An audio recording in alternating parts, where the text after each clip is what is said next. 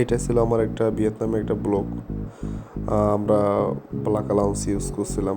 আমাদেরকে ডাচ বাংলা ব্যাংকের ক্রেডিট কার্ডটা ছিল, এটা দিয়ে আমরা 3 জন অ্যাক্সেস নিয়েছিলাম। এখানে মোটামুটি অনেক খাবার ছিল, বিদেশি মদও ছিল এখানে, বাট ওগুলাই খাইনি, কিছু অল্প কিছু খাবার খাইছিলাম। পরে ঢাকা থেকে আমাদের ইন্ডিয়া ফ্লাইট ছিল, কারণ ডাইরেক্ট ভিয়েতনাম বাংলাদেশ থেকে কোনো ফ্লাইট যায় না, বেশিরভাগই আপনার ইন্ডিয়া বা মালয়েশিয়া বা সিঙ্গাপুর হয়ে যায়। বাট ইন্ডিগো ফ্লাইটটা অনেক ভালো এবং কমফোর্টেবল মনে হয়েছে, প্রাইসটা অনেক কম ছিল। তা ভিয়েতনামে আমরা রাত্রেবেলার দিকে এসে পৌঁছাই, তখন প্রায় রাত 1টার মতন বাচ্চা ছিল। তখন আমরা নিজ দিয়ে ভিয়েতনামের ফ্লাই করতেছিলাম। ও এছাড়া আমাদের কলকাতায় আমাদের ট্রানজিট ছিল আপনার 4 ঘন্টার মতন। আমরা কলকাতা ট্রাভেল লাউঞ্জ ইউজ করছিলাম।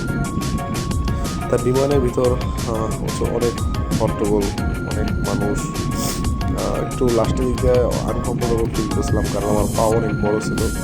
আর একটা কথা, যাদের লেগ স্পেসটা দরকার হয়, যাদের পা অনেক বড়, তারা ভুলেও কোনো দিন এই সমস্ত সিট নেবেন, একটু টাকা পয়সা খরচ করে এক্সট্রা সিট নেওয়া ভালো হয়।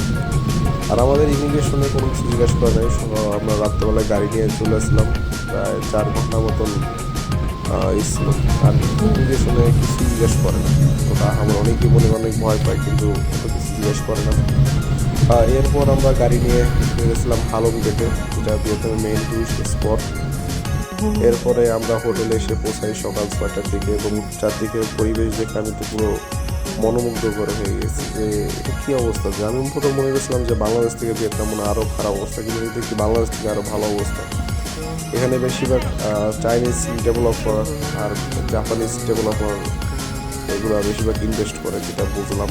এবং এই এলাকাটা পুরো নতুন করে টুরিস্ট স্পট বানানো হইতেছে নতুন করে। এখানে এই সামনে আপনার সমুদ্র বিচ, এখানে গেছিলাম আমরা, চেকিং করতে পারি নাই, জাস্ট লাকেজ থেকে আমরা বের হইলাম একটু খাবারের খোঁজে, এবং গুগল ম্যাপে একটা দোকান পাইছিলাম, সেই দোকান খুঁজতে সারতেছি। চারদিক দিকে যত দেখতেছি ততই মনোমুগ্ধকর হয়ে গেছে যে কি পরিবেশে আসলাম। আসলে মানুষের জীবনে আমি মনে করি যে বিদেশ ট্যুর দেওয়া উচিত, ট্যুর না দিলে আমাদের মানুষ অনেক কিছুই মিস করে, যে দুনিয়াতে যে কত কী আছে বাংলাদেশে থাকলে এগুলো আসলেই বোঝা যায় না। তখন ভিয়েতনামের মানুষগুলো খুবই আসলে অনেক ভালো মানুষ, তারা অনেক কিছুই আমাদেরকে অনেক ভালোভাবে আপ্যায়ন করে সব জায়গায় গেলেই, এবং হেল্প করে কোনো কিছু সমস্যা হইলে। আমরা তখন রাস্তা দিয়ে যাচ্ছিলাম, কিছু আমরা একটা গুগল ম্যাপের দোকান দেখছিলাম, ওই দোকান খুঁজে গেছিলাম। আর চারিদিকে পরিবেশ দেখতেছিলাম, তখন বৃষ্টি হয়েছিল সকালবেলা, আর আমরা সবাই রাস্তাটা রোডটা দেখে আমার পুরো মন এত সুন্দর, এত সুন্দর, এত গুছালো, মাথা নষ্ট করে রাস্তা উল্লেখ করা হয়েছে। গাড়ি পাশে বিশাল বিশাল বড় বড় সমলা, এই বেশিরভাগ আবাসিক হোটেল আছে। এই সাইড দিকে যেগুলো আছে সব হোটেল, নতুন একটা হোটেল হইতেছে, এটা কনস্ট্রাকশন কাজ চলতেছে, মানে তার মানে সব কিছু ডেভেলপ করতেছে। আর এটা হোটেলের ভিতরে আরও অনেক ভিতরে একটা ছবি, অনেক ভিডিও নিতে মনে ছিল না, খুবই সুন্দর একটা দৃশ্য ছিল এটা, তাহলে ভিডিও করছিলাম।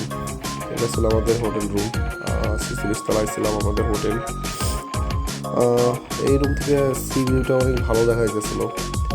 তাই এটা ছিল বেডরুমের একটা অংশ, একটা বাথরুম ছিল, এই পাশে একটা রুম ছিল, এই রুমের এটা ছিল বাথরুম, বাথটব ছিল এখানে। আর হ্যাঁ, আপনাদের এখানে আমার বেডটা ছিল এইটা, এই বেডটা আমি ছিলাম। আর এই বাড়িতে খুব ভালো সি ভিউ দেখা যাইতেছিল। হোটেলে শুয়ে রয়েছিলাম, শুয়ে ভাবতেছিলাম, অনেক ভিডিও করা বাকি ছিল। আশা করি পরবর্তী ব্লগে কিছু ভিডিও আছে, এগুলো আপনাদের দেখাবো। আসলে অনেক ভিডিও করা বাকি ছিল, ভালো থাকবেন, ইনশাআল্লাহ পরবর্তী ভিডিওতে বাকি কামনা রইল, ভিডিওগুলো আপনাদের কাছে শেয়ার করব। ভালো থাকবেন।